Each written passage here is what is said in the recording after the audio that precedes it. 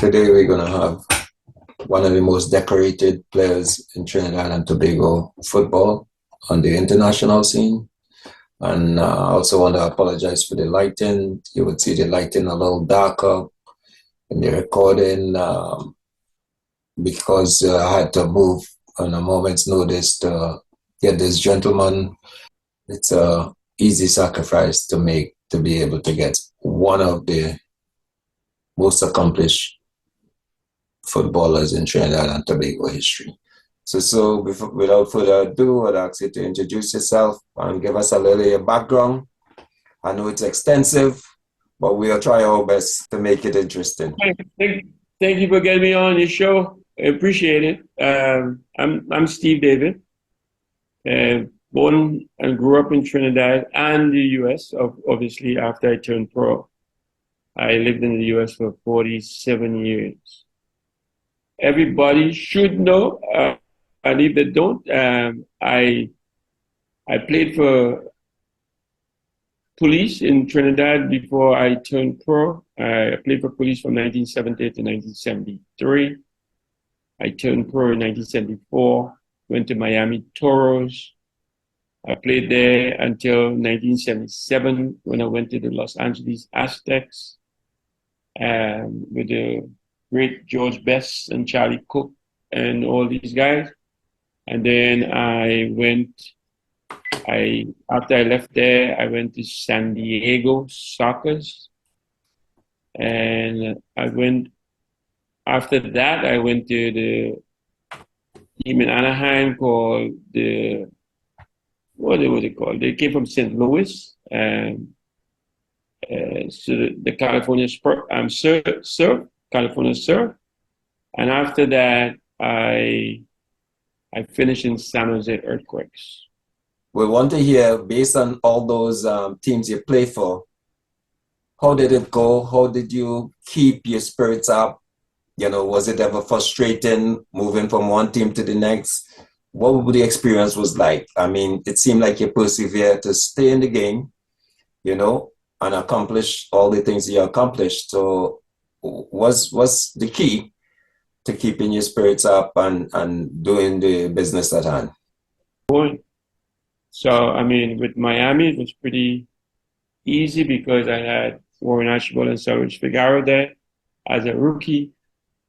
So it was easy for me. Then those guys were mentoring me, like. It seemed like once you got into your game before you left home, you were destroying a lot of teams. Apparently, you know, when I speak to Gali and even I spoke to my brother earlier on, they have your game as being deceptive. Your speed as being deceptive. And how, you know, I heard that you actually was even taking on people in the track fraternity. So was the track or the speed you have, was it something you nurtured or is it a natural? Well, I was into track and field. From a kid, I used to run. And so I did that and play football. And my people didn't feel my speed because I use my speed as a tool in the game. So that means if you were a defender and you and I going for a ball, I would never go top speed. I would go as much as I need to go to stay ahead of you. Now, when we get closer to the ball, then I would push up, speed up, and go away. And especially when they come in across you to tackle, you let them feel like they have it and they don't, because then you speed up and you just knock, you tip it and you go. So let me just go through my experiences with you and the little mystery. You know, in coming up in the game and getting called on the national, I kind of saw you. I was kind of looking up to guys. Obviously, you're new to the scene as a young person. And you were a guy, what we call giving people a lot of talk. And I just find that very, very brave on your part, seeing that your back are turned to these defenders most of the time. Now, granted, the practice was in South Trinidad, and a lot of the marquee players were from South. But I was in awe of you, and as I mentioned to you, what got into your head, as we say, for you to be giving defenders talk or chat? Didn't you think that it would be a little tougher, make things tougher, or do you think it was going to be easier based on playing the head games? Well, it's also a physical game and it's a mental game as well. So if you can get in people's head, makes the game easy for you. So when you intimidate people by how you talk, or you let them know they can't handle you, or whatever the case may be, as long as you can back up your talk. What was your mindset when Archie and Dilly and these guys were getting the notoriety? What was your mindset? What was the driving force for you on your game? When I went to school, St. Ben's College, remember I was a little bit behind them. So you wait your turn. I used to be captain of the junior team. I played for the senior grade I didn't start with the senior grade until one guy was injured, and I got to play, and then they realized this guy can play up in that division. So they kept me on the team. I stayed on the squad. And the championship team, which with Archie and Billy and I never got a chance. Sometimes they put me on the bench as a reserve, but never played. And I was really small. I was like 99 pounds, something like that. When we went Suriname, I think that's what I weighed. So it was very small. But that didn't faze me because I looked up to Archie and Dilly and they as the senior players. And that worked. But as I get my turn, as the gates started to open for me in the different levels, I took it. Just like when I was playing for junior team as a captain, and then a guy was injured in the senior grade team, and they opened that gate for me, and they never took me off of that team after that. And the same when the gate was open to the championship team, they never took me off from that because that's when actually they left. So, and my whole career went on like that. As the gates open, I get to run, and I never once I get the opportunity, I stay. I don't let somebody get my shirt to play in. Once I get it, I keep it. In Port of Spain, I wouldn't say, there's a saying I had the pleasure. I don't think I had the pleasure of meeting you because you hurt my team, which was Mova United, a couple of times. And even when I went away, I understand you scored in the final in the best village. By the way, you talk about Mova.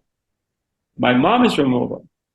My dad met my mom and bring her to Point Fortin. I used to go as a kid to Mova every holiday and spend the entire summer, August holiday or whatever. Slow down. You break up. So we gotta go back there. And maybe it's nice because I wanted to ask you what part of Mova. My mom is from Mova. She grew up in Mova. So my dad met her in Mova. Mova, the Valley Road, down in the valley, and spend my entire vacation. That is July and August vacation. So I'm quite aware of crossing the Lady Young Road and all that kind of stuff and running around in the valley and doing all my stuff. I mean, I knew a lot of people in Mova in the valley, but not throughout Mova. I didn't know the guys in the team, maybe one or two guys, but I felt very comfortable playing against them. So Steve, we can file a protest now then. Yeah. We can file a protest to use one of our players. And actually, too, the Port Spring crowd, I got to tell you, they accept me as theirs, and they supported me from day one. Maybe they like my football style, and I really appreciate that a lot. Even though, Point people is like seems to think, well, he's from Point, but I got my break in Port Spain when I went and started to play police. I got in the POSFL team, and then I got on the North team, and then I got on the Trinidad team, all in a matter of a year or a year and a half.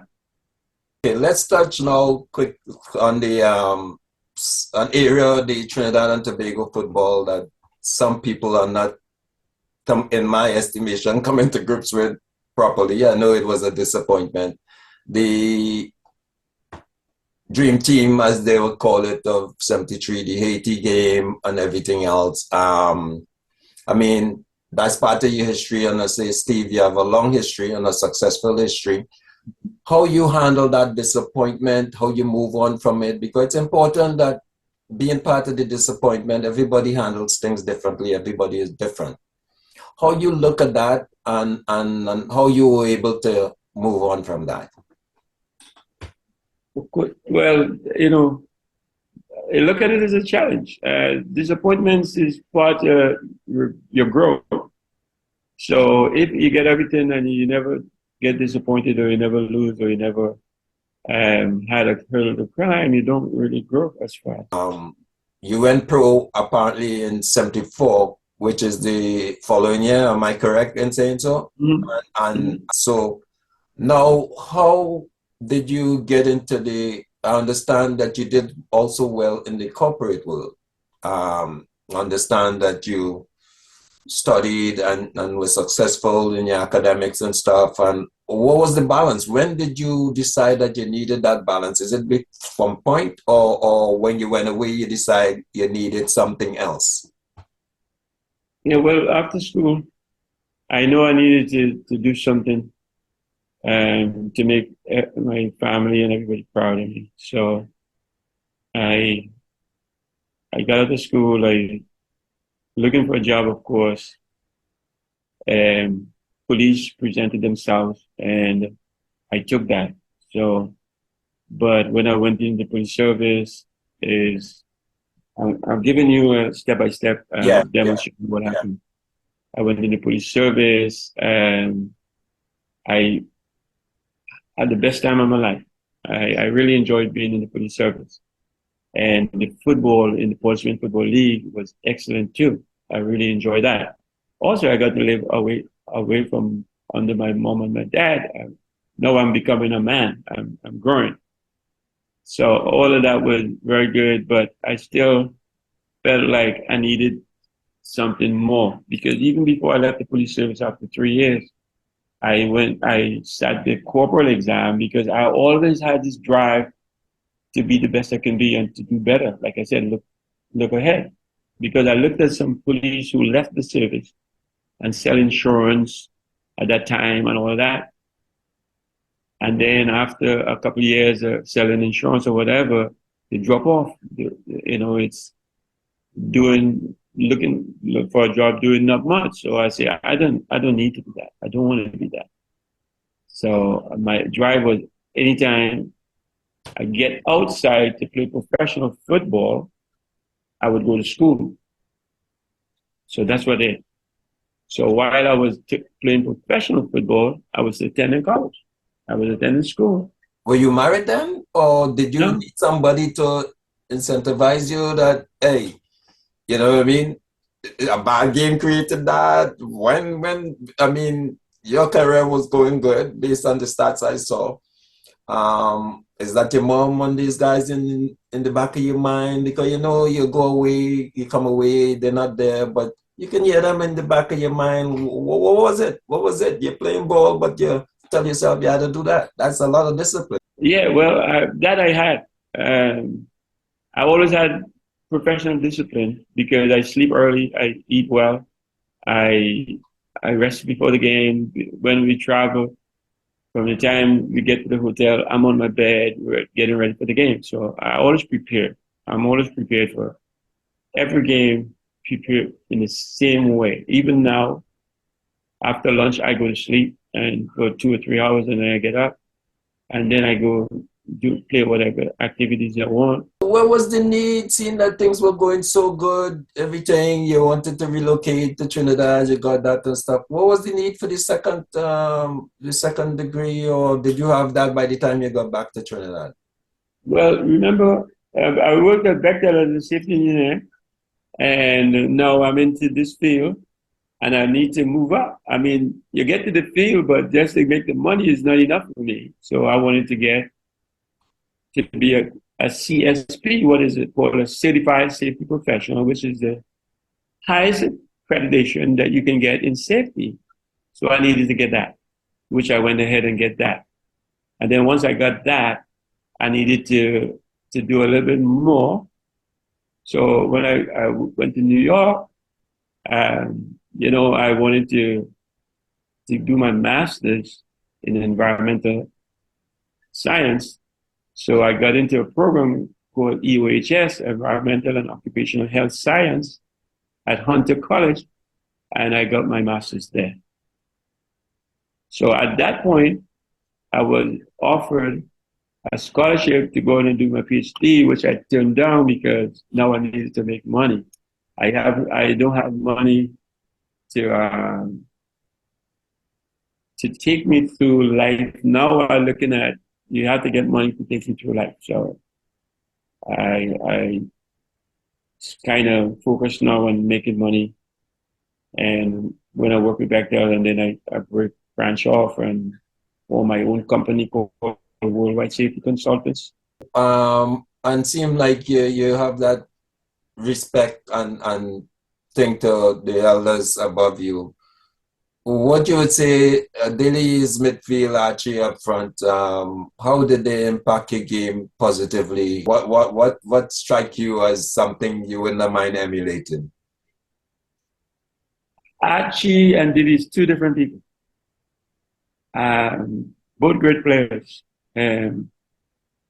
Archie has real mental strength. On the other hand, Leroy, with all the ability, all the talent, real talent, could dribble, could defend, could attack, could do everything. Mental strength. Okay, and as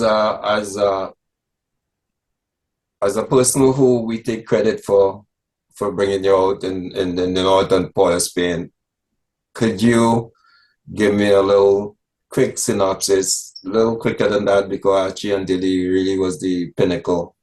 Give you all the respect in terms of even for us younger guys from the north. They were names because Benedict's, you remember Benedict's, they break the ice with Benedict's, and that's where young people aspire because they're still going to school, colleges, or whatever. Now, you had other guys that had the pleasure of being around, not long, but I looked at them. I kind of like Clibbert. Well, of course, Leo had the twinkle toes attached to him. I think Mike Hackett was in the under-19 team. How you saw those guys coming up? Did you see them? Did you have the opportunity to see these guys coming? Clement was always at a certain standard. Clifford Leonard, you mentioned him, so I'll just speak a little bit about him. And we went to school together. We played in the same Benedict's same team. And he was a special player.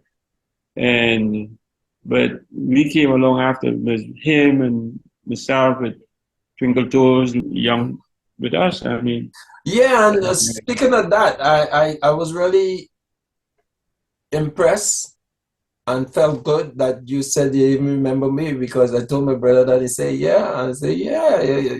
I mean, there's a big feather in my cap. Oh, of course, you were my dear small brother. Yeah. We did. I remember you coming on and say, where did this one come from? And then you say, that's so and so. I say, oh, okay. Exactly. Because when Sammy came in, he said, who brought the little brother with them? That was Sammy, Sammy Small, right? Yeah. And so on and so on. But you guys did, was special. I mean, every one of you guys came in had something to add to the team. And then, but there is Ron Lafferay. Ron Lafferay, when I saw Ron, I said, man, Ron Lafferay and Wayne Lewis. I said, and both of them played for Belmont Inter. I thought they were very, very special. So your coaching, did you ever do any coaching? How you got into the coaching within that time? Well, coaching was never on my menu. I mean, it was, no, I totally left the game. And I am focused on my career moving forward outside of football. So football was not on my menu at all. So, but, and I still played and had fun doing it. And the only time I ever coached was when I came to Trinidad to work with Bechtel.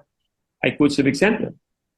So because they were in South Zone and they weren't moving up, so I took that team and we won the South Zone, and then we went into the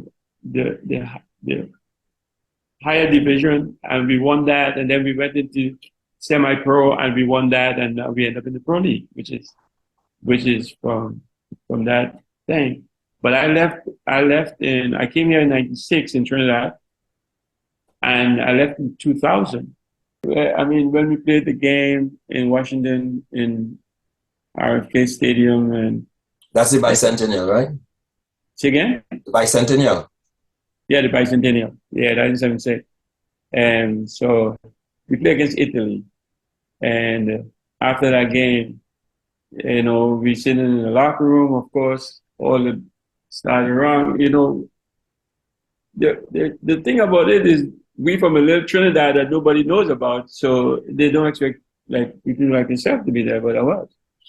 And then the reporter coming to me to say, how you feel playing with Pele? No, I was the MVP the year before, and Pele was runner-up. So I was jokingly, but in a way, what kind of question is that? I said, well, why don't you ask Pele how he feels playing with me? That's the same I know.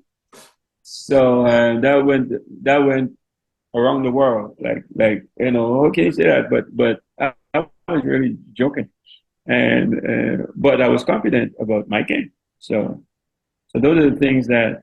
Did you see anything that were you still? I know I can't use the word starstruck because the public can realize the kind of guy we're dealing with here. But yeah, still, based on the respect factor, it still was nice to line up and watch him. I mean, it was a little late, It's a big honor. It's a big honor to play with him, to sit down and have dinner, talk about football, talk about different things and different players, whatever. We used to go out and hang out. I mean, Eusebio, like him, he's my rep boy. So in closing here, Steve, can I hold you to that we can give this Best Village thing some kind of thought? I have to move on to come up with point, when I go down at some time and we start making it work before it get official or something, like, you know what I mean? Like, because something needed. Let's not just talk about it. Let's do it. I mean, we get 4 teams or 10 teams or whatever, and get people who and I will get together with them, and we can coordinate better building football, and if we can get 10 villages, 4 in the north and 4 in the south. I had to acknowledge that and let you know that you was an inspiration. I know I didn't stay, but thanks for everything, and continue doing that Field of Dreams thing, because I think is something almost parallel, a little ahead of what I can do, and continue doing your good work too. No problem. Thank you for having me. All right.